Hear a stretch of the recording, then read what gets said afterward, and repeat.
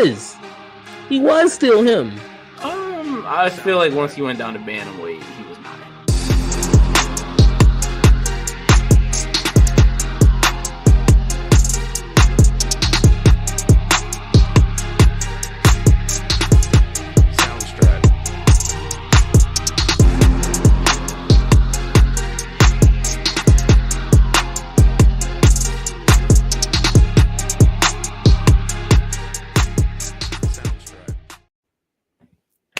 Welcome back, everybody. We got another episode of Road to Gold, episode 11. Here with my man Ron. Here to talk about some UFC, man. Ron, how's it going? Took a week off. We're back to the grindstone. UFC's back. I believe we have a few decent cards coming up this summer. Dana's definitely did a decent job, at least. No, for sure. Like you said, had last week off after UFC 300. It was an epic card. You know, they had to let us down gently. So we took last week off. We got UFC Vegas 91 coming up.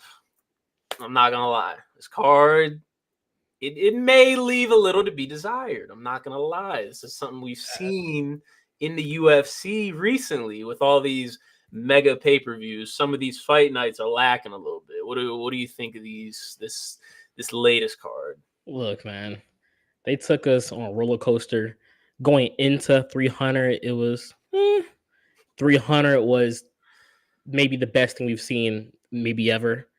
They said, we'll give you guys a week off to recover, talk about it a little bit, and now you give us this. I don't know if this is what we wanted to get. You could have maybe added, even if it's an old head, just give me a household name to throw in there just cause maybe. Not my favorite card, but a card nonetheless. There's definitely some sleepers on this card. Don't get me wrong, we're gonna get to those. But yeah, I mean, just looking back at just some of the cards this year, obviously UFC 299 was a mega heater. The last two pay-per-views have been mega heaters. We had that, obviously, 300, even the Volkanovski versus Ilya. Like, we've had some cards. The Sean Strickland versus Duplessis card left a lot to be desired. The pay-per-views typically deliver, but some of these fight nights, man, they leave a little to be desired. But like I said, we got some sleepers on these cards, got some vets, got some tough participants. We're gonna talk about a few of them. Like I said, it's not a lot to talk about, but definitely some sleepers to talk about. So why don't we get into UFC 91 Vegas? First fight I want to talk about is a fight in the women's department. We got Ariane Litsky versus Karine Silva. And this, I think, should be fight of the night. These are two low-key savage women, for sure, that are not afraid to trade. I know Ariana, I think she kind of edges her out with the combos in the crispness, but Karine has the power. She's a savage. So I don't know. I think this could be a firework fight. What are your initial thoughts? This is definitely an interesting matchup. One woman, like you said, it's a firecracker. The other one is really just as good, can get submission wins whenever she wants. This is, like you said, fight of the night, definitely possible here. They're both really savages at the end of the day. To be honest, like, it's just kind of a fight that you just sit back and enjoy. There's gonna be technical skill there for sure. If it goes to the ground, I think they're both. I don't want to give the edge to anybody. I think they're both pretty decently evenly matched.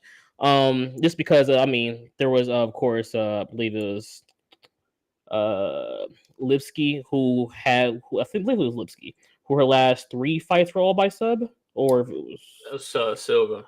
You're right. Her last 5. Her last 5 wins are all by submission, which is ridiculous. Mm-hmm. But I would say the competition she was fighting, it definitely looked like she was better than them though at the end of the day. Mm-hmm. Where I don't think it will be as simple when facing Lipsky, because Lipsky, I believe, is definitely capable on the ground.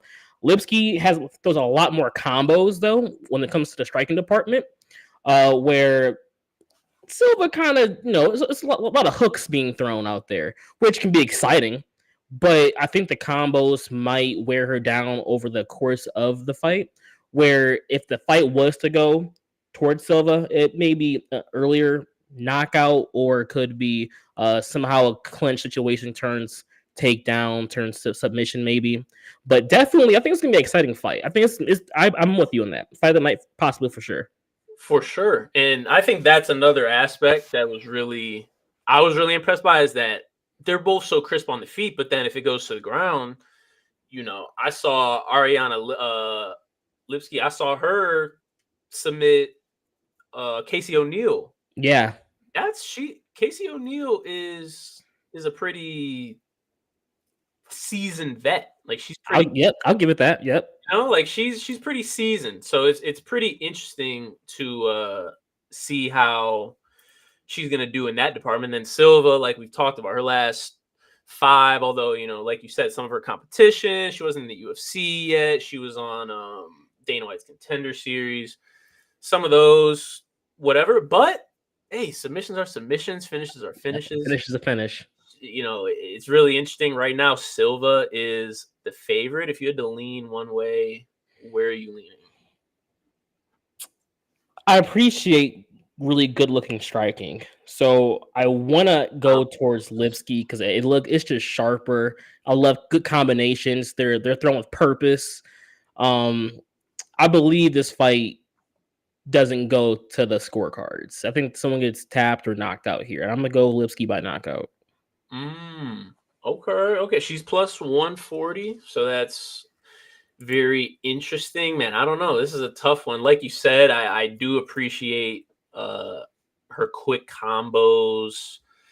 But one thing I think could get her in trouble is, and it's a theme we've been talking about a lot lately with the BMF, with people standing 10 toes down.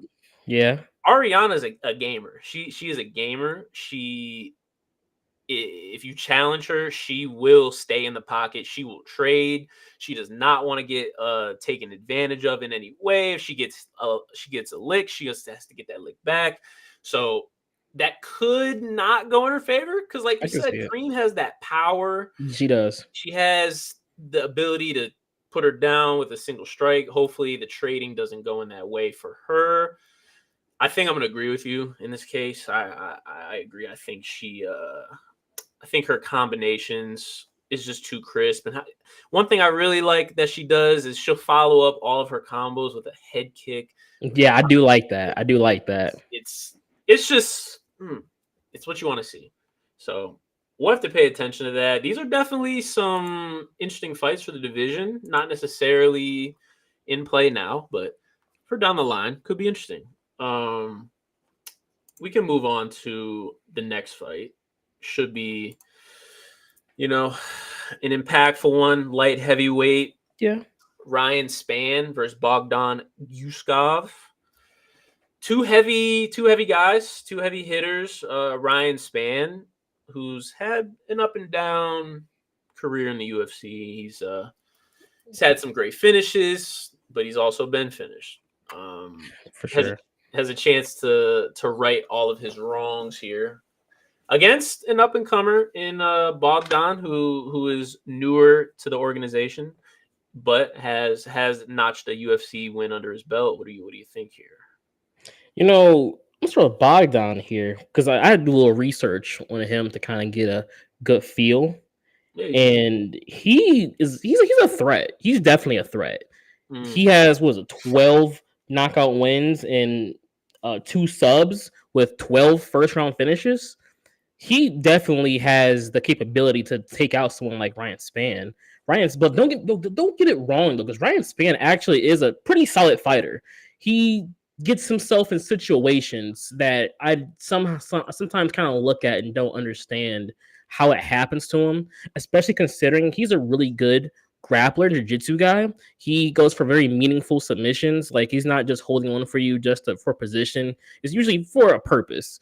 And I mean, you look at him, you can see that the skill is there, but he just sometimes just gets caught up in situations. And it's kind of annoying because you kind of sit back and think like, I know you're better than this, but here we are in the situation. And then his striking, he's powerful. He can get in your face. He looks for opportunities. He's very opportunistic. He'll go for hooks, overhands. He'll go for takedowns whenever he feels that he kind of has you off balance a little bit. It just comes down to him getting out of his own way. Because you see guys with like submission skill like Ryan Spann does, typically, you know they're very skilled, but don't get caught up in what you're doing so much that you lose track of your opponent and the fact that they have your leg hooked or they have an arm trapped or maybe a triangle arm, like a guillotine, something just kind of happens to him. And it's like, bro, like why didn't you, like, I get it. You were trying to go for the back maybe, but why didn't you see that coming? Like, if he can stay consistent, he has an opportunity here. We just don't know what Ryan Spann we're going to get. And I think that's the issue, is the inconsistency. Like you said, we don't know which Ryan Spann we're going to get. Are we going to get the Dominic Reyes first round knockout Ryan Spann?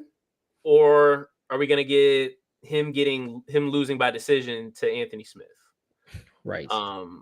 Which, two valid opponents, don't get me wrong, but, and I might sound like an Anthony Smith hater here, if I'm in the top 10, I'm not losing to Anthony Smith. That's not somebody you should be losing to if you have championship aspirations. I agree. And again, so what?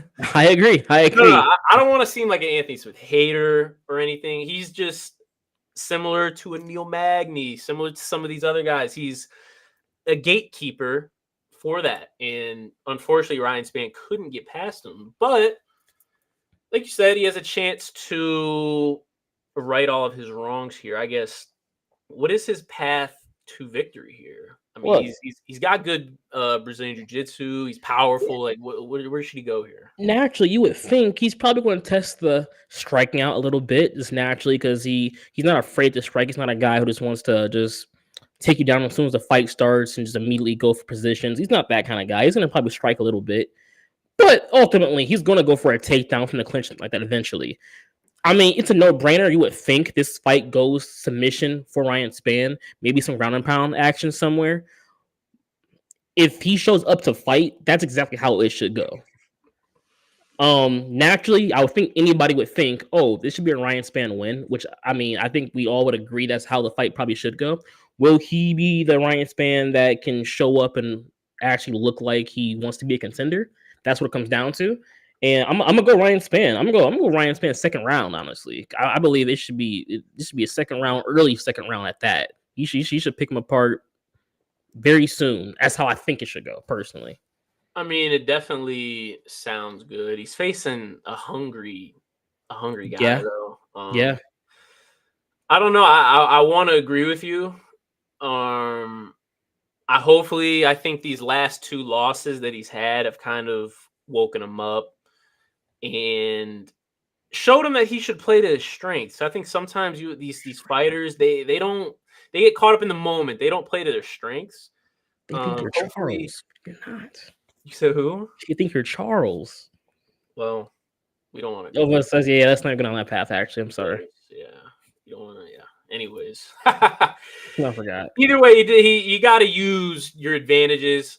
Maybe he'll do that this week. We'll see. He's ranked 11th in light heavyweight, so he's still very much a player. Although light heavyweight's it's very unserious. I mean, if you're not top 5, yeah. Dominic Reyes is still 14, and he hasn't won a fight since 2002. So, I mean, Anthony Smith is 10. Like, I don't know. I'm not gonna say he has a path to the belt, because I don't think he is. I think there's levels to the divisions, the top 15. We throw him in with guys like Pereira, Yuri, Jan Blachowicz. I just don't see him being victorious in those situations. Definitely agree. I mean, he's lost to Anthony Smith twice, so I can't even say I want him to fight Anthony Smith again. But I could see him facing an Alonzo Menifield, Maybe throw him in there with Johnny Walker. I mean, Johnny Walker's kind of unserious. I mean, I don't know how serious he's taking this. I So feel you on that one. If Johnny Walker, I like Johnny Walker too. If I do he too. just came off as serious to me, I would definitely be so behind him. He's just unserious, man. Yeah, he's just not. He gets to where he needs to go, and he needs that extra, and he's just acting silly. And I don't know. Silly, man. Maybe throw him in there against Johnny Walker. Um, I would say Khalil Roundtree, but Khalil Roundtree is facing Jamal on Khalil's the. trying to be serious. He's trying to be Oh, serious. Khalil's very. Hey, he's 8 right now, and he's fighting Jamal, who's at 3 on International Fight Week. He's taking it serious. He's I taking it wish serious. I wish certain other people would take it serious, but regardless, very interested to also see that. We might as well just round out card main event flyweight division. We got Mateus Nicolau versus Alex Perez, which I'm actually really excited for. I wasn't as excited because initially you see a fight night, you see a card, and the first thing you see is, hey, who's the main event? You initially see a flyweight main event without the name Figueiredo, without the name Moreno, without the name Pantoja. And you're just like, should I be interested in this? Like, what am I really, what's drawing me in? Right. But with these guys, when you really look at them skill for skill, pound for pound, what they're able to do, how their fights go, how exciting they are, this is actually a good main event. And I think the odds reflect that. They got Nicolau at minus 185 right now, got Perez plus 155, so it should be a close battle. What are you thinking? I'm not gonna lie to you. I don't agree at all. What? You already know how I feel about Alex Perez, and then you're mixing one of the How do probably you feel, most. how do you feel about Alex Perez? We talked about him once upon a time before, and I felt like I don't want to say he's unserious because he is serious. He's had a good come up, but when it comes to the fights that matter, he doesn't get the job done. And we saw last time, I forgot who he fought, but it Muhammad was a Makayev. loss. That Muhammad Makayev, that's the Dagestani prince that was promised. Look, I hear you, but this was Alex Perez. You know, this was a former like contender who was supposed to, be belt worthy, and I haven't seen it anytime he faces someone who has a name. He beats all the guys he should beat. Congrats, but when it comes to fighting someone who is also serious, I don't see those wins. And then you mix him with, let's just call it what it is, one of the more methodical, if you will, to be nice about it, featherweights in the division with Nicolau, who literally is going to circle and back up the entire fight until he sees an opportunity to land a right hand, and it will be one strike most likely. I'm not a fan of these individual styles, therefore I'm not a fan of these two individual fighters. If I had to pick a winner, I wish it'd be a draw, but Oh I'll my! go Perez. So you did all No, I that. lie. I'm not doing that because my faith isn't in Perez. I'm going Nicolau because, like I said, Perez isn't serious. I don't know. I think, like you said, Mateus Nicolau, he definitely is a fighter that likes to fight off of the back foot. He circles around. He doesn't like to come forward, but when he strikes, he's like a viper. He strikes very fast, and he can enter when he needs to and get in. And then you got Perez, who's kind of the opposite. I don't want to say the complete opposite, but he's a much more forward, much more in your face, much more trying to find his flow without backing up. I don't know. I feel like those two styles can complement each other. Not saying they will, but I think they have the potential to. I think Nicolau has the ability to make an exciting fighter look boring. Like there's probably some names that you would think, oh, that should be an exciting fight versus Nicolau. But the way he's consistently against the cage and always circling, and then hold on. Now he's circling the other direction. The way he goes about that, like, is just okay. Like he's a viper. I'll give you that. It just happens in a singular moment. where he strikes and then maybe it's an elbow or a right hand or a left hook. Maybe it's a body shot. Never know what's going to come. But that's not championship level striking. Uh, I believe he wants to be what we're saying a serious fighter, but he just isn't. This style of fighting isn't what's going to do it for him.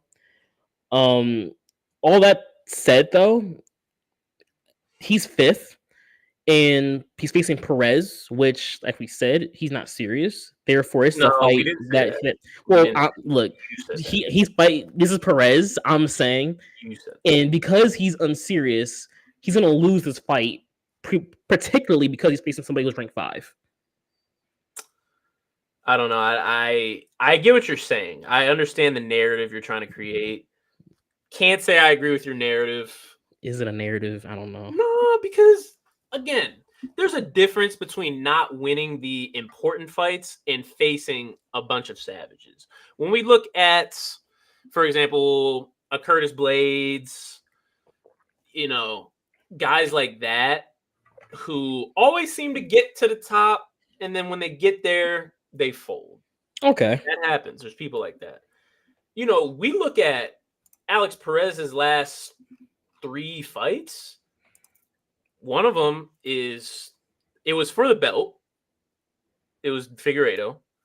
The next one was to Pantoja, who seems to be the supreme ruler of the flyweight division right now. He is for sure. And then the third was against Muhammad Makayev, which, he also is supposedly the next guy. He's undefeated prospect. Though all those 3 fights, he didn't look the best. He didn't look great, but they were against, these savages. You're right. And I mean, even before that, he was getting guys. He took out Formiga. That was a good fight. He took him out with calf kicks. He ended the fight with calf kicks. So I think John Anik said it's only happened like 11 times in the history of the sport. He's one of them. I'll give him that.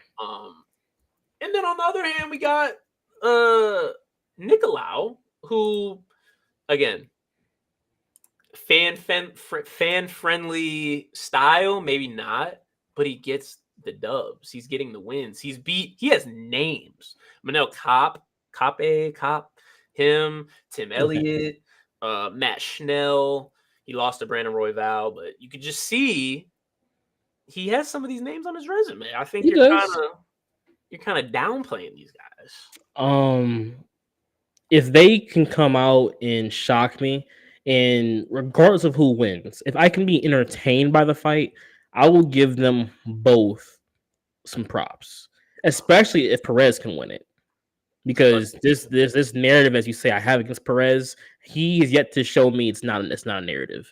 So if he does it for sure, that will be the shocker. That while being entertaining, okay, you get some props.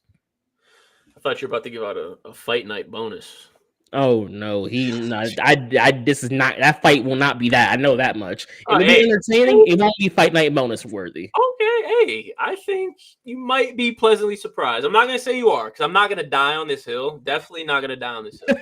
I think you might be pleasantly surprised with how their styles clash. I hope you are. I want to be surprised. I want that to go that way. I agree.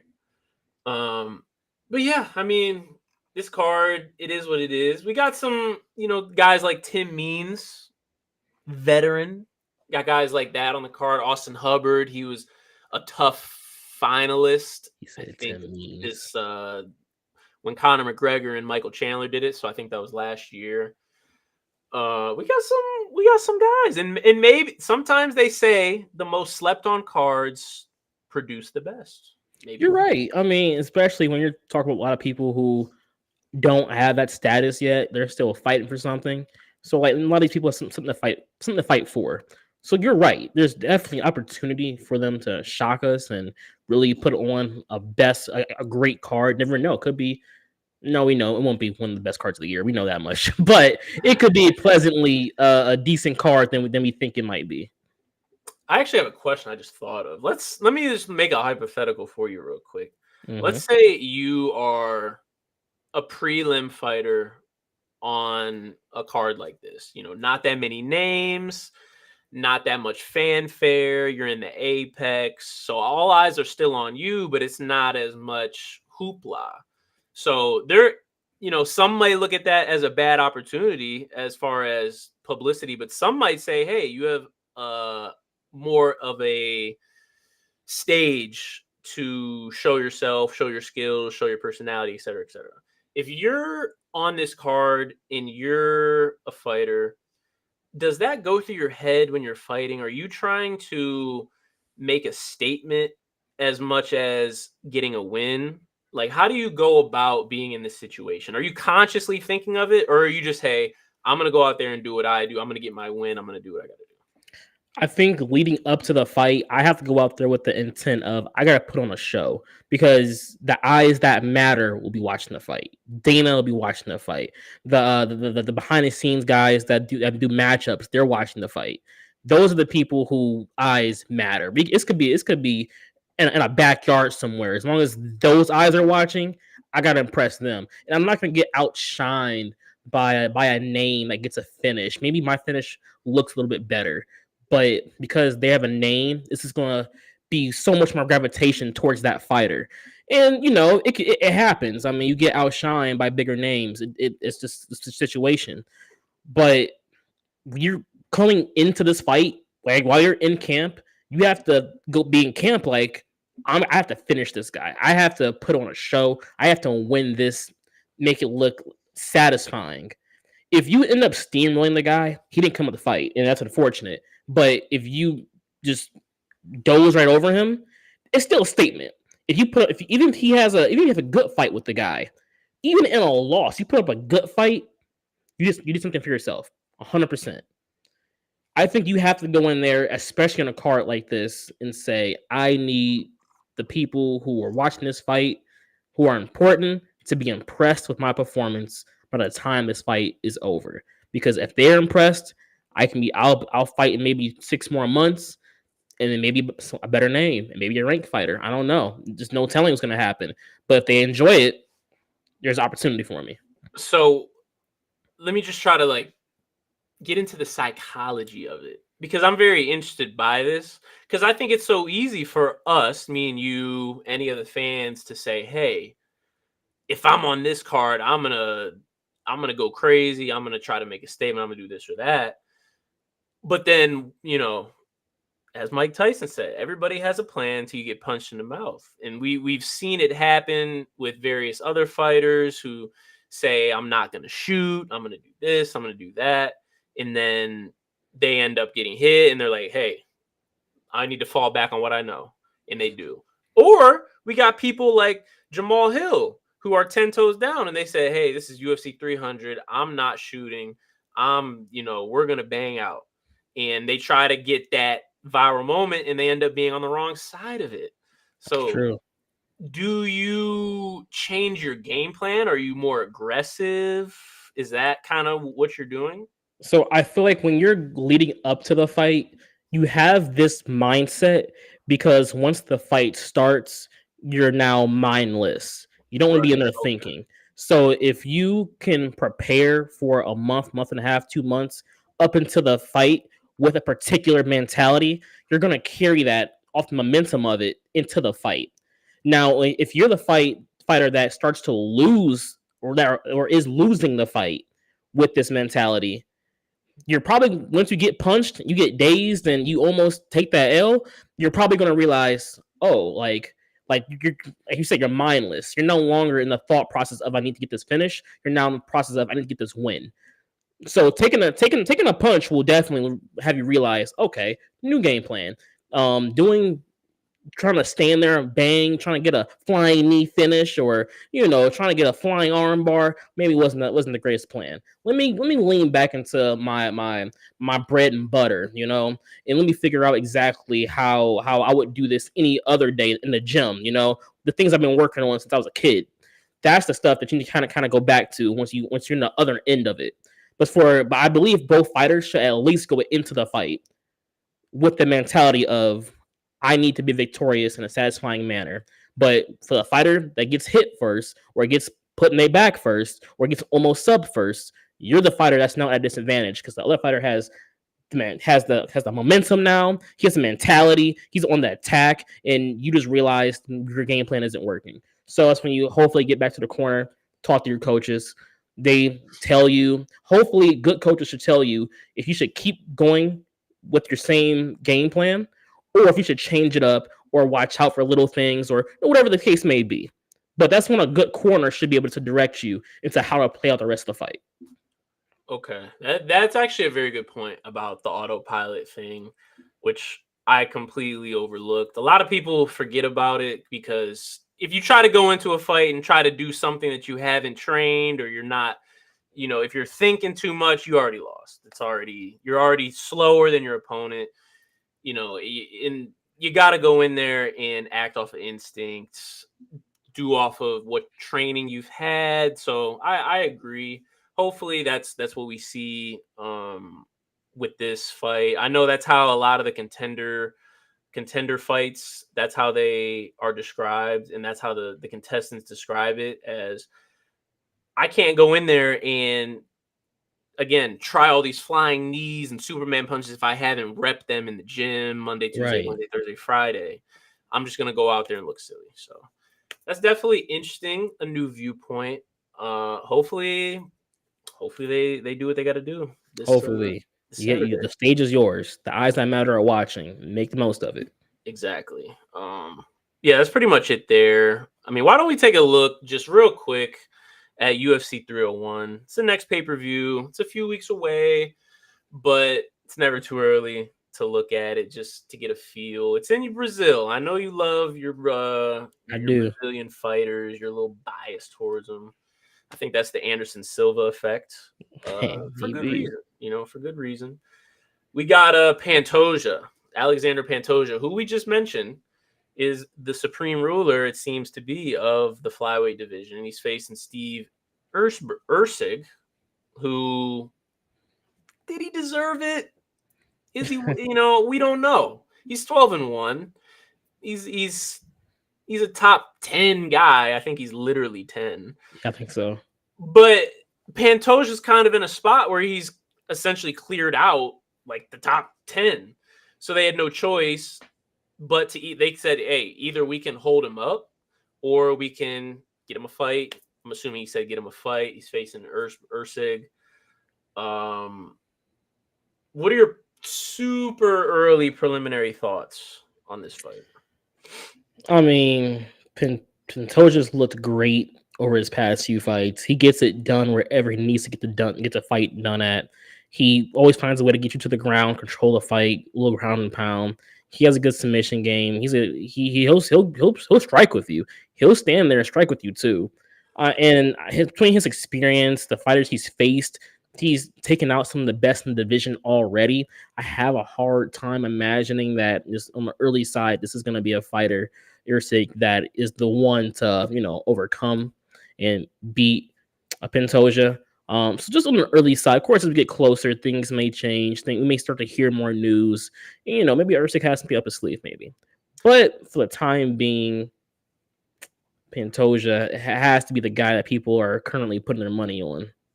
And it's interesting because the line minus 260, it's not crazy. We've definitely seen worse. It's not necessarily close, but it's not crazy. So maybe they know something we don't. I don't know. Time will tell. I agree. I find it hard to see him lose his belt here, but we've seen crazier. We've seen crazier. I mean, Holly Holmes. Yeah. We definitely have Rhonda. Get her out of there. Your boy Jose, he's back. He's unretired. He is back. I don't know if I want him back. I was gonna ask you. Something about leaving retirement. Okay, so we all know about there's the legendary fighters that their life is fighting. Towards the end of it, they start taking some L's. It is what it is. They realize, it's about that time for me. You already have people who are questioning your legacy because of the way it was ending, because you were older and still fighting. But to retire and come back, I believe you can't keep losing after that. You come back because you feel yes, gas in the tank left. You believe you are better than you were at home watching these pay-per-views like, nah, I'm coming back. These guys they can't mess with me still. They can't do it. Like there's like if Jose still has that in him, then even when he left, we saw that he was still a good striker. He still had gas in the tank. He was very seasoned and experienced. He can clinch you up. If he got on top of you on a takedown, it was nothing crazy. His wrestling, I believe, is not necessarily the greatest, but it was good enough, especially at his age. But especially now, he's a good boxer still. Um, I just need his body to hold up. If it's not going to hold up, then I need you to retire again after this because it's not going to be worth watching you destroy your legacy. Well, I will say this. Because he didn't necessarily take the Anderson Silva route. We know the way Anderson Silva went out. Hey, Anderson Silva, Mount Rushmore. Yeah. He is a top 3 all-time fighter and I think that's on everybody's list. But he went out he just stayed too long. He stayed too long. He took too many fights he didn't need to take. And he went on a crazy losing streak. The same thing with Tony Ferguson. He's on like a 7-fight losing streak. And, that's so sad. It is. But I will say, Jose, he was I'm not gonna say he was hot, but he had some good ones. He had some good his last 5 fights, he lost the belt to Peter Yan. That's when I thought he should have retired. Because that fight, I was like, man, this is hard to watch. He's getting bruised and battered on the ground. This is just hard to watch. He's at bantamweight now. Like, no, just call it a day. Get out of there. If he would have retired then, he would have been like 35-ish. Right. I would have said, hey, I don't see anything wrong with it. But he took some more fights. He fought Cheeto. He fought Pedro Munoz. He fought Rob Font. He won all 3 of those. He beat all 3 of them by decision. Win the win. But win's a win. He won all 3 of them. So he found himself in a title contender. Kinda. I mean, it was with Merab, and the whole Merab versus he's not going to face Aljo, because if Merab wanted a title shot after that, his fight with Jose, he would have got it. But that was essentially a title eliminator, and he lost, and he called it a day. Like he retired from that, and it was very surprising because I'm saying, he is 37. He has a lot of fight miles. A lot of fight miles. A lot. Nobody's denying that. But he was on a 3-fight win streak. But he retired. So I'm like, I don't mind it. He got put in the Hall of Fame. Everybody's fine. Next thing you know, they say the King of Rio's coming back. I'm like, I mean, I'm interested to see it. I think he still has gas in the tank. If he can move like how he used to move, if he still has that boxing in him, then for sure it'll be worth watching. I just don't because like we talked about Tony Anderson. I don't want to keep seeing these guys who are great going out sad, sad, man. That's not what I want to see. So look, Jose, go in there, just make it. Well, even in a loss, just show me flashes. Give me some flashes of old Jose a little bit. If you can do that for me, I'll be convinced. Hey, hold on. Let's run this back again. Let's just get some other fighters in there. This is Jose Aldo we're talking about. I don't think he stopped training at all. I have no clue if he stopped training or not. I don't know. I don't know. I doubt he stopped training. A lot of these guys retire early and they really don't want to, but they're either emotional or I think that's really what it is. It's a lot of emotion. They're saying, hey, I can't compete now. George Masvidal, he's doing the same thing. He got beat by Gilbert Burns. And he's like, if I lose this fight, I'm going to retire because I know I can't do anything. He lost, and then he retired. Sat out a year or 2. He's about to box Nate Diaz, and now he's talking about, I'm going to get my BMF title back.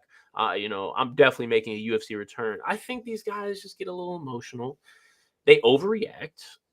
They still have gas in the tank. I think they just overreact. I guess you're right. I would like if he's gonna retire again. I say why not go one more bout with Henry Cejudo, who's also been out here retiring lately, and have them both fight each other for whoever loses has to retire. Well, I guess that's my next question is Joe. I mean, Jose's facing a savage in He Jonathan is. Martinez. He's on a crazy win streak. He beat Cub Swanson. He beat Said Nurmagomedov. He's a guy. But let's say Jose gets the dub here. Where does he go? Does I'm he not keep gonna lie to you. where's he I really don't know what Jose Aldo does in a win. Because I'm assuming he's probably unranked right now because he retired. He wins that fight. Where do you even place him? Because where you place him may really determine if I think he should even keep fighting.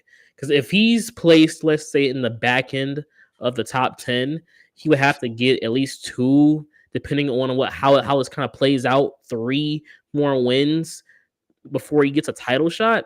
Come on, dog. You don't. That's too much for you. If he's just here for the check, hey, do what you do. Go find you some names. Go get that check, young man, and head back to the crib and go on vacation the rest of your life. It doesn't matter at that point. on his George St. Pierre vibe? Like when You George know, came back. I don't know. I just think it's definitely think it's interesting to see Jose back in the mix. back in the mix. Him and Rio. I want to see him win just so he can hop the fence and run into the crowd. Because like if you're gonna retire, then it's like you might as well just do Might as whatever you well want to do. go out on top. That's all I'm saying. The rest of the card, I mean, they got my nemesis Anthony Smith on here. They do. Vitor Petrino, who is a guy that we actually covered a few weeks ago, or a month or two ago. I think Vitor is gonna not walk through him, but he's gonna get through him. It should be a win. Michael Pereira's on the card. Michel Pereira, that's an exciting fight, and the guy he's fighting, Ihor, he's an exciting fighter too. So that's a fight I'm really looking forward to. Even the opener, Paul Craig versus Cal Barallo. Cal Barallo, they call him like handsome Paulo because he looks like Paulo Costa, but he's like slimmer, like handsome Squidward. That's funny. That's what they call him. Him versus Paul Craig. Paul Craig is one of the best submissioners in the UFC to this day. Submission artist. He's been up and down lately, but that should be an exciting fight. I mean, we've got some. It's an interesting card. Definitely worth watching. I mean, it's gonna definitely be enjoyable. Got some solid names there. Well, I'm going to the bar to watch it though. I don't know if I'm gonna spend my hard earned, but I see it. Give me a little drink. A little meal in me. No, I'm not opposed to that either. Should be a good card. One other thing I wanted to talk about. We could talk about UFC 302. Like we could talk about that till our eyes are blue. But UFC Fight Night in Louisville, they just announced it a few days ago. UFC is going back to Louisville, Kentucky, June 8th. I'm actually trying to go to that. I have a lot of family in Kentucky. I would love to go to that, but they just announced some of the fights, which are, interesting. Your boy Dom Reyes is back. He's gonna face Dustin Jacoby. Raul Rosas Jr. He just booked his fight against Ricky Turcios. Finally, they were supposed to fight back in a few months ago, and then all that stuff happened. That's finally booked. Thiago Moises, Brad Katona. They got some. It's a fight night, so it's nothing crazy. But how do you feel about your guy Dom coming back? Dom needs to make a statement. He needs to show people like this is the fight. He needs to show people like, hey, I'm still here. I have had a bad little run facing savages, like all ex-champions, but nonetheless, the losses. He needs this one to okay, like I'm above this. You win this one, you can get your name back into the mix, the swing of things, especially based off of how the top five, especially like heavyweight, is kind of just all kind of coming after each other right now. A lot of guys who have to kind of get rearranged. Of course, with Jamal Hill fighting, like there's a lot of guys in there that kind of need to be rearranged into a correct order because everyone's kind of fought each other. Alex Pereira is kind of looking for a new challenger at this point. He's talking about one maybe heavyweight or whatnot. Like there's a lot of things going on like heavyweight. So while this is kind of being figured out, this could be Dom's time to get back into that conversation of things. So it's a big fight for Dom, I think. He could definitely wiggle his way back in there. I don't know. I'm nervous for him, man. He's taking some vicious knockouts, like Yes. vicious, back to back to back. Like it's, Yeah. but as we saw, he took John Jones to the brink, man. I think we're all still living off that kind of We are. hoping that he can get back to that form. And even in his other fights, he looks good. Like he does those same things that he was doing against John Jones. He does those against the Ryan Spans, like against the Uris. He's doing those things, but he's just, I don't know if he got glass chin syndrome now. I don't know if his defense, like I don't know, but hopefully we can see him come back. I really want to see this Raul Rosa. We haven't seen him in the We need octagon in a to, minute, man. bro. It's been a minute. Like There should be some elite grappling in that fight. There should be some good stuff in that fight. oh, Some for teach sure. tape. It might cancel out. It might end up being on the feet. I Raul's a little know, like you've talked about this fight like twice now. Like it's I know. finally booked again. Like that should be some chunk right there. That should be a good fight. Exactly. I don't even want to get too much into it just because of that. Just looking even, a little, just one more ahead. They just announced UFC 304 is going to be in Manchester, England. Tom Aspinall, the interim heavyweight champion, has came out and said that he's going to fight on the card, which you know how I feel about people defending an interim belt. That's just kind of an insane premise to me. It is So actually. it's an insane premise. I kind of get it now, though, in his situation. Although I actually don't, because John Jones is back in the gym. He's back working. He posted it. That means it's real. He's back working. His elbow surgery must have went well enough to the point where he's rehab, and he's probably still a ways away. But he's back in the gym. Why not just wait? At this point, you waited all this time. You might as well just wait. I think he doesn't want to is because I've seen a lot of Twitter. I follow John on X and or Twitter. People have been asking him about, who are you gonna fight? What are you gonna do? And people really want him to kind of skip over Stipe. And he's responded to so many people saying, you want me to like skip out on this man's probably biggest payday, his one of his biggest fights, simply because you say so, or or one reason or another. And when you look at it that way, John Jones is the fight Stipe deserves. So naturally, I mean, that's the fight we've been waiting on for years now. I mean, why not? Like, why not run it? But then you have Aspinall just sitting in the cut, just waiting. I mean, if we're being honest, if we really see it is if we want to keep it business, Stipe should be fighting Tom Aspinall for the interim title shot, Yeah, and they then the should have winner did of that. that should be facing John Jones. They should But have did if you want to look more into the money aspect of it and who gets what, when, and where, and who, John fights Stipe. Tom risk literally everything fighting for the interim belt. Hope John still wins it. Hope you still win it, and then see each other later on. And I can only imagine that's the reason why it's this way. That's I don't know.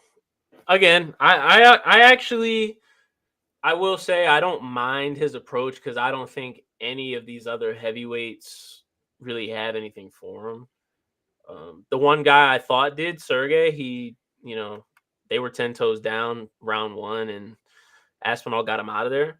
So I don't have any doubt. Well, I shouldn't say I don't have any doubt, but I'm pretty confident that even if he takes this fight in 304, that he'll find his way back to the belt anyways. But I mean, there's only two people he's gonna fight. There's only literally two people he can fight, and that's Curtis Blades, Cyril Gane.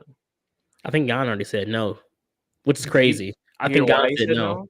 I saw a post on Twitter that was why didn't Gon fight Tom? And it was a little article. I didn't look into it to see how true and false it was, but to my understanding, Cyril Gahn denied that fight. He You, didn't want to fight. you want to know why? Supposedly, No, I'm not gonna lie to you. Hey, it's 100%. If that is true, 100%, 100%. bro. He's supposedly filming a movie. That's it. I read that. You're right. He's filming a movie. That's why he didn't want to fight. Which again, I didn't, cite this source and dive into its credibility, but it seems to seem that he was trying to film he's trying to film a flick, trying to be a star. He's not Has serious anymore. He ain't Passed serious. up on, bro. He hasn't been serious since Francis Ngannou out grappled him for 2 rounds to secure 3 rounds to secure a UFC championship. That's when he realized he wasn't serious. Then he's like, you know what? I might be serious. Then he fought John Jones and he got embarrassed low key on pay-per-view again. And that's when he was like, okay, maybe I'm taking this UFC stuff too serious. I need to, I need to spread myself a little thinner, get some film here, Find some start, other avenues of pay. start streaming on Twitch for my FIFA, just in case, stuff like that. I'm being hard on Gon just because I don't even know if this is true or not, but it would be certainly funny if it was. I'm not gonna lie. But yeah, like I said, other than that, Curtis Blades. Curtis Yeah. Blades, Tom Aspinall. Which Which I'm not I don't think against. that's a Tom, like he can. I don't think that's like definitely Tom. I don't think Yeah. Tom is like for sure the winner of that matchup. I Oh, think yeah. Curtis has a path to a win here. Oh, for sure. I just don't. It's Tom has the advantage on the feet for sure. I'll say Curtis has better wrestling, but Tom is also black belt, so doesn't bode super well for Curtis. But hey, I'm a Curtis guy. I like Curtis. I think he has a good chance to make something shake here. That would be that'd be a crazy upset though. That would be. Oh man, I'd be hurt if I was Tom taking that L. You don't gotta restart, but now you're 2 fights away. Now you're 2 fights away to having to run that back. Bro, Curtis Blades steals your interim belt, then fights John Jones. I don't want to see that. That's not what I want to see. Definitely do not want to see that I don't want to see Curtis Blades versus John Jones. I'll tell you at that all.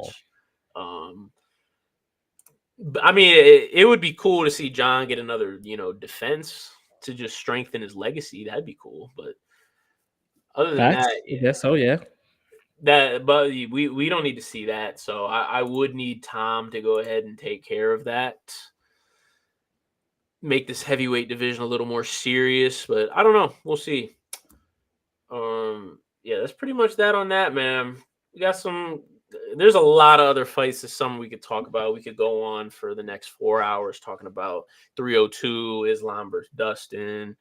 They're going to Perth and I think UFC 306. We got some stuff on the horizon. But yeah, let's move on to our final segment, man. Debate of the day. Got a nice little debate here, and I was just thinking about this earlier.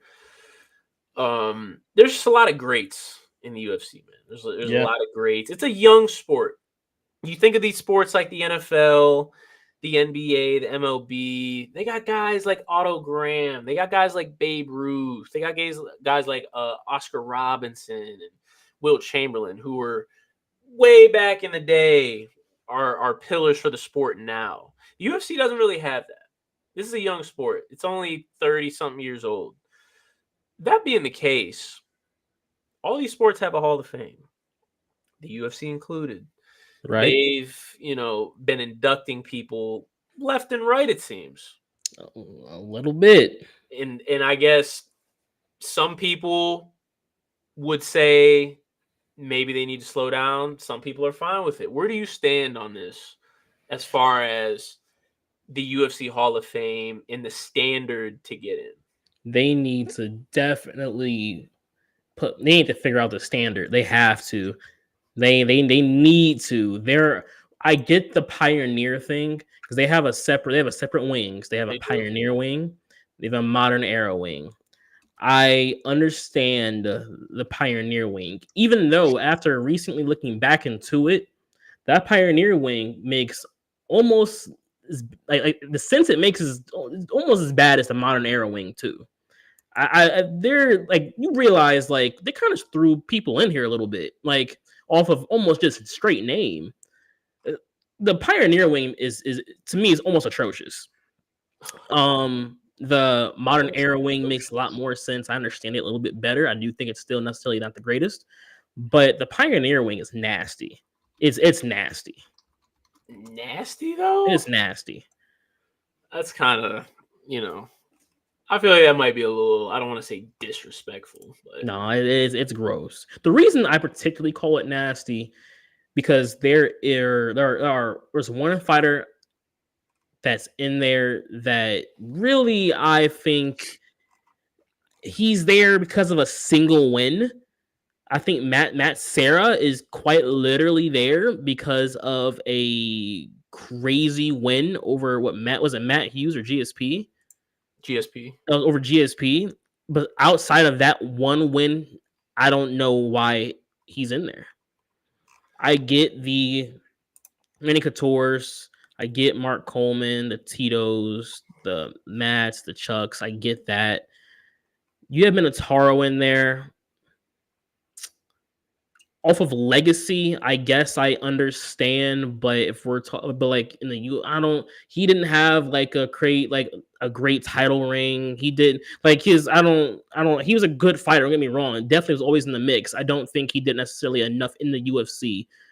If we're gonna talk about his legacy, everything he has done his whole career, sure, but I don't think he's did enough necessarily. And the thing about it is, if we're going to use that standard and use people's like full legacy, then it kind of has an issue there with the modern wing because you have guys like Rashad Evans in the modern wing, but then you don't have a guy like Rampage Jackson in the modern wing, and it's like, so like, what are we basing this off of? Like Rampage has just as many good wins. Probably I'd say more good wins than Rashad Evans does, but Rashad's a Hall of Famer and Rampage isn't. If you don't want to use the Pride days, though the UFC purchased those fighters from Pride, if you don't want to use those Pride days, sure, understandable. Even if that's the case, Rashad doesn't have those key moments, especially early in his career, like Rampage did against Vanderlei Silva, against those chunkers against Chuck Liddell. Like I don't know, it's kind of just like where are we basing this off of? Like how are we deciding these fighters are Hall of Famers or not? It almost makes me mad because you based off of the names that are in the modern and/or Pioneer wing, it really kind of opens the door for almost anybody to be a Hall of Famer. Whoa, okay. Let's slow down. I will say this. One thing I have noticed, and I agree, I'm not a huge fan of the standard, but I do get it. We're talking about guys like Matt Serra, who, when we talk about the pioneer wing, talking about the pioneers of the sport, Okay. you know, who built this, when it was young, who cultivated it. Matt Serra, he didn't have the best career that we've seen. That's why he's not in the modern wing. There are guys from his era that are in the modern wing. He's not in that, but he was the first tough winner to win tough and then go on and win the championship. And I think in Dana's mind, in the UFC's mind, that's such a big accomplishment, which it is. Because that is a very big accomplishment. Because I think things like that paved the way for the Contender Series. If you've seen how Dana White treats the Contender Series and how he always talks about this pay-per-view or something features this many people from the Contender Series. We've had this many Contender Series fighters go on to fight for the belt. That all started with a guy, Matt Serra, who won the Ultimate Fighter and then won the title. Same thing with Rashad, who his situation is a little different. We talked about what separates him from Rampage, because Rampage also won a title, but Exactly. Rashad, he won the Ultimate Fighter, so he gets that extra nod. You win the Ultimate Fighter, you automatically almost have an in to get into the Hall of Fame. You just have to obviously continue with it. But I don't know. I see guys like that. We got Chuck Liddell, Matt Hughes. I don't have a problem. I think the modern wing, if anything, is the problem. And it's really not. I mean, look at the modern wing. That's a problem too. I'm not gonna lie to Who you. are you looking at the modern wing? Who are you taking out of the modern wing? Okay, let's see. Because I mean, the only people I feel like you could have No an one gonna argument name for immediately. would be Cowboy. Cowboy. I feel like he'd be, but we look at Cowboy's accomplishments, man. Hold on. Actually, I'm not gonna lie to you. I'm sorry, but also Forrest Griffin. Because hold on, let me tell you, if you're gonna allow Forrest Griffin and Donald Cerrone, I think you have to ask yourself. Mind you, I am against this person also being in the Hall of Fame. But if you're gonna allow Cerrone and Forrest Griffin, why isn't Brock Lesnar in there? Or why aren't you gonna allow Junior Dos Santos or Cain Velasquez in there?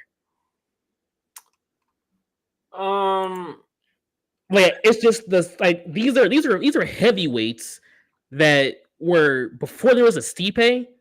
It was Kane. It was no one's better than Kane. It was Junior Dos Santos probably is the next best name to probably go against Kane and win, which I believe he did win one by knockout. But outside of those two fighters, before them, it was Brock Lesnar. And you're talking about a division that was molded. I mean, Brock Lesnar made the heavyweight title. Hold on. Actually, let's start earlier than that. Brock Lesnar being in the UFC brought in so many fans. So many fans from the WWE. That's not all it's about, though. You're right, but you're right. There's a little branch off, but Conor McGregor is gonna be a Hall of Famer, and that's gonna be one of his main arguments. I'm just saying we don't got to go down that path right It's not now. gonna be his main argument, though. It's gonna be a big part. It's gonna be a big part. It's gonna be a big part of his argument. And he's an outlier because he's the literal number one MMA athlete in the history of the sport. So it's a little different with him. In what regard do you mean that? He is sort of star power. Yeah. Okay. Sure. Okay.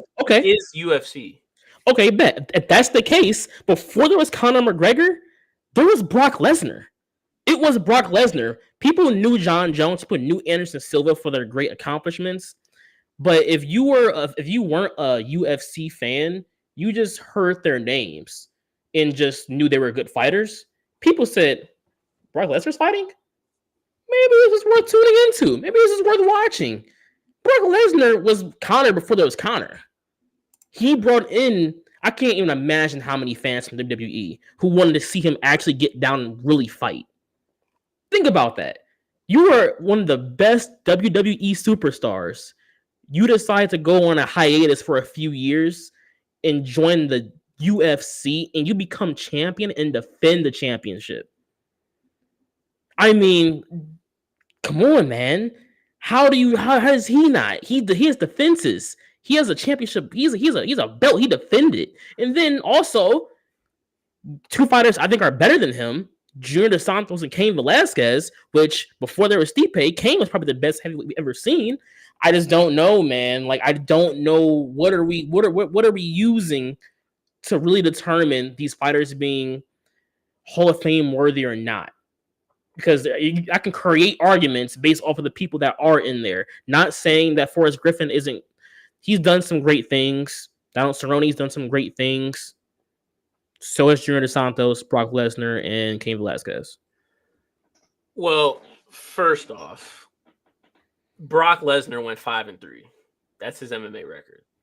I can't put him in the UFC, the Hall of Fame, with the 5-3 record. Because I agree. Hey, if we're talking about who defended the belt, then that opens up a huge can of worms. Huge can of worms. Certain people are going to be locked into being Hall of Famers that maybe shouldn't be. But, As far as star power, I mean, it's not star power alone that gets you in the Hall of Fame. It's a combination of things. And it's not always skill. Guys like Cain Velasquez, who I still think can get in the Hall of Fame. Junior Dos Santos, I don't know. But I think Cain has a great, I wouldn't say great chance to get in. He has a good chance to get in. It's not He should be always first about, ballot. you said what? He should be first ballot. First ballot? It should have been Dude, like dude. after like the NFL after 4 years should have been like, okay, all right, I guess it's Kane's turn. First Just, ballot? just throw him in there. No, and I think at first ballot, I think of guys like Habib, Daniel Cormier. Oh man, thank you for saying that name because you just opened up a whole can of worms. If you are going to put Khabib in there, how are you not okay with like, you're okay with it, but how is Cain Velasquez not there? On what premise? Like, what do you mean? We're about to go down Like, the I rabbit don't, hole. We're about to do it today. I see you're about to do it. I don't get I don't get it. What you're saying? Khabib, man, he has some really good wins. He does. He didn't defend long.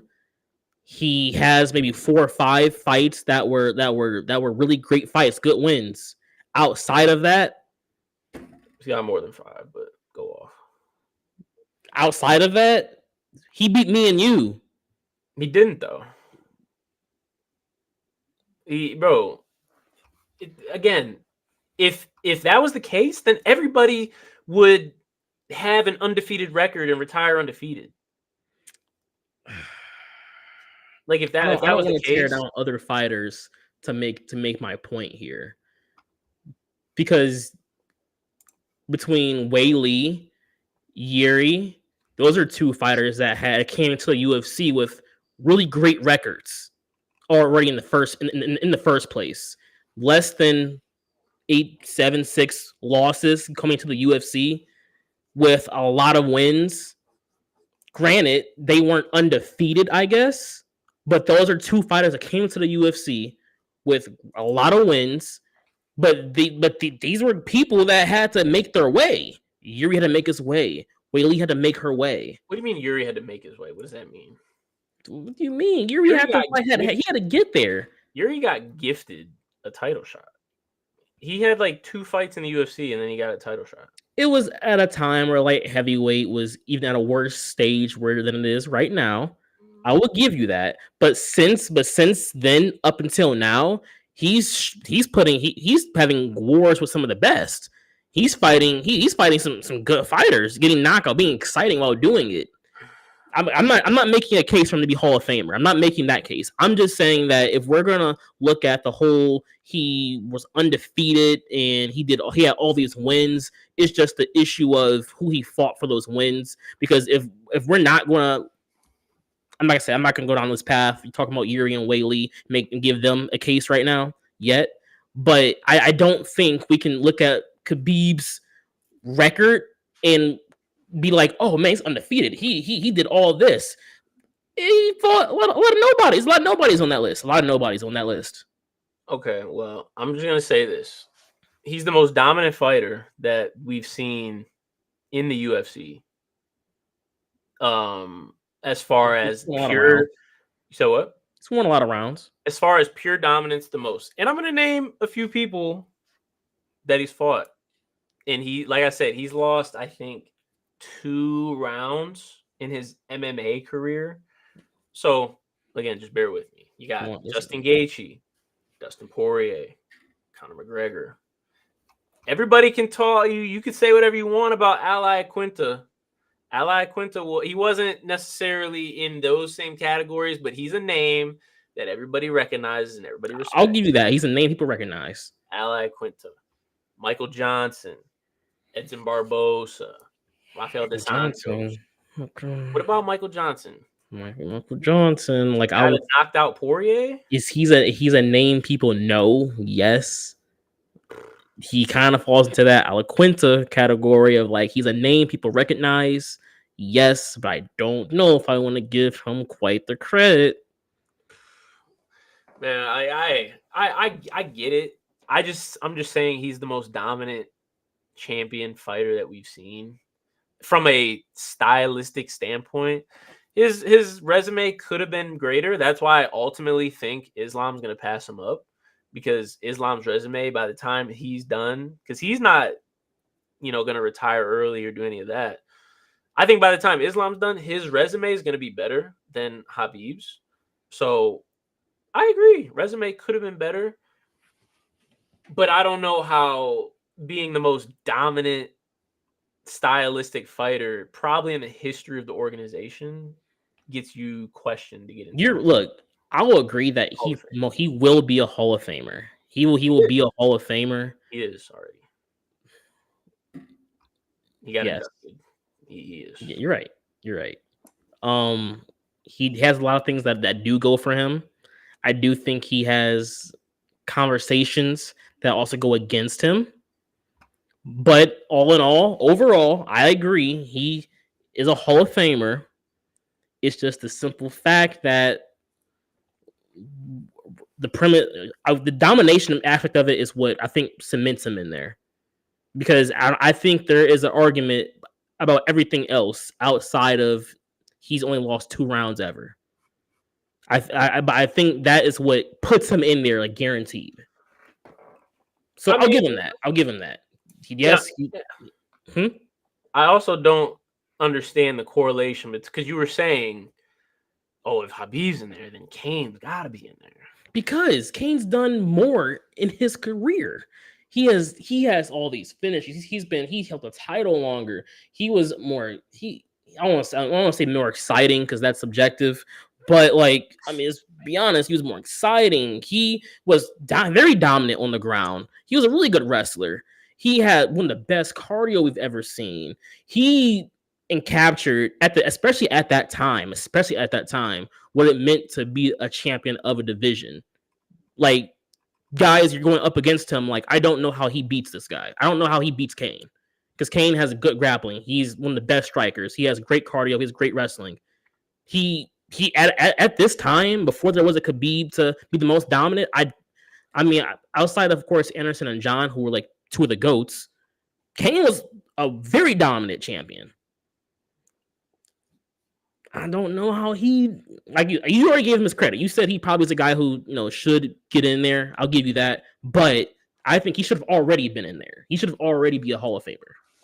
Well, I also think the UFC is very weird about their stipulations on when people get in, because I mean Habib retired in 2020 and he was in 2 years later. Right. You got guys like Jens Pulver who just got in I think last year.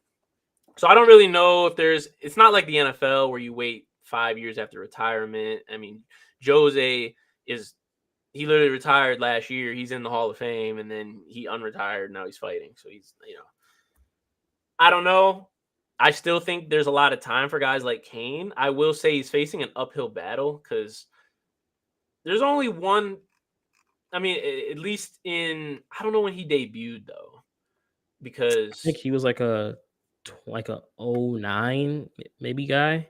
Oh yeah, then he'll be in the modern wing then, because the modern wing is debut after 2000. There's only one heavyweight in the UFC Hall of Fame in the modern wing, and that's DC, and he was, double champ, both light heavyweight, so defenses. So doesn't that feel kind of wild to you? He's the only heavyweight Hall of Famer. I mean, yeah, it's a young Hall of Fame though. I think they just kind of started doing it not too long ago. I'll give you that. Look, like I said, because I guess technically Randy Couture, I think his younger days fought heavyweight, but that was like that's a era where it was a lot different. Well, in the whatchamacallit, in the modern Pioneer wing, you got guys. Oh, you're right. There are a few guys in the Pioneer. There are a few heavyweights actually. Yeah, in the Pioneer wing, it's a little different. But if he would be in the modern wing, I don't know if there's a difference between, hey, we're gonna let. I mean, there were probably more heavyweights that were more prevalent back then. I don't know. I know one thing. I'm not letting Brock Lesnar in there. I'll tell you that much. I started by saying I wouldn't let him in. But just for argument's sake, it feels like, one of the most watched athletes, brought a lot of views to your cards. It's not all about He views. title defenses. I'm just saying. It's not all about views. It's not all about skill. It's about the combination. It's not like the NFL where, Marvin Harrison Sr., who said 2 words his whole NFL career, but was one of the best receivers ever. He walks into the Hall of Fame. I don't know if it's like that in the UFC. I think Habib, as dominant as he was, he also brought the most eyes to the sport that we've ever seen in combination with his Conor McGregor saga and just all of that. So I think it's a combination between skill and star power. I think you need both. But I'm very curious to see who else to let in. yeah, I'm definitely intrigued as well. Vanderlei Silva's in there. That's tough. Can't let you get close.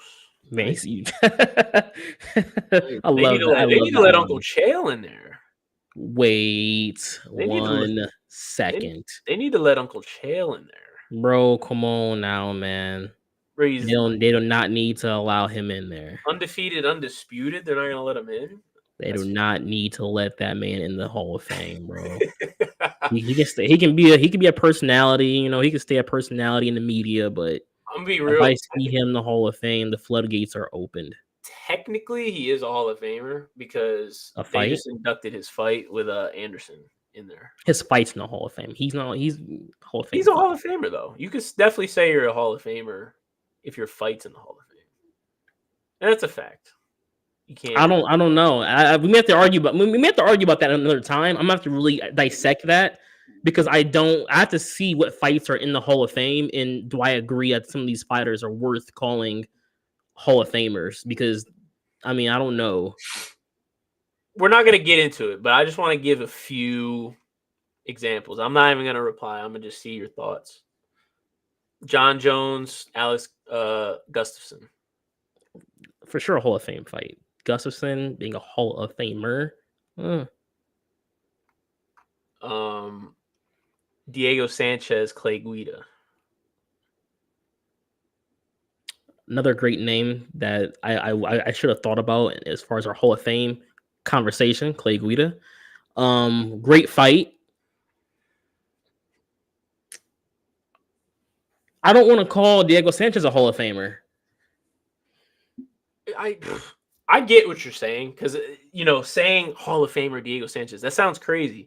But I guess it's crazy. I guess if you're Diego Sanchez, you're saying I'm Diego, I'm a Hall of Famer. I'm in the Hall. I'm in the Hall of Fame. No, I can't. I'm not letting him get that off. I'm not letting him get that off. In there. Exactly. He's gonna tell me that, and I'm gonna have to go to the website and look. If I don't see his name in the Modern Wing, we got beef. It's in the fight section. The fight, there's 3 wings. He's gonna say it's in the fight section. I'm gonna be like, oh, so I'm gonna say, oh, your fight's in the Hall of Fame. Yes, that's me, isn't it? And I'm gonna be like, bro, like, come on, like, dog, come on. I'd say, how many fights have been in the UFC? Can you count how many fights have been in the UFC? There's like 10 in the Hall of Fame, and I'm one of them. That's what I would say. That'd be my argument. And I'll be like, that's a great fight. Great fight you were a part of. That's a Hall of Fame level fight. Good job. That's a great fight you put on. It is Hall of Fame level. Don't know if I want to call you a Hall. I'm not gonna lie. I thought there was more fights in the Hall of Fame. I will say that. Nah, like I said, they just added Chael and Anderson, which Chael should have won. If I could change the outcome of one fight, it might be that one. But... Well, you would put make a lot of people sad. I would change the course of history forever. Oh, it would have, but that would change the course of history. Yeah, we'll have to dive into the whole fight aspect of it at a later date, man. That's a good episode. We just got some good chunk in. Excited for what's coming up. Sneaky good card tomorrow. Like I said, I'm gonna be tuned in. So yeah, I'm gonna definitely watch. I'm gonna see what's going on. Gotta go watch the women's fight because that's gonna be, I think, pretty exciting. I gotta tune in to see Perez lose because that's just what happens these days. And yeah, man, it's gonna be I think better than people think it's gonna be. But overall, to be honest, I don't think it's gonna be. It's just crazy to come from 300 to this. It's unfortunate. The Perez hate's a little wild to me, but I understand. I respect it. Yeah, that's it, y'all. We will see y'all next week. Excited for it. Signing off.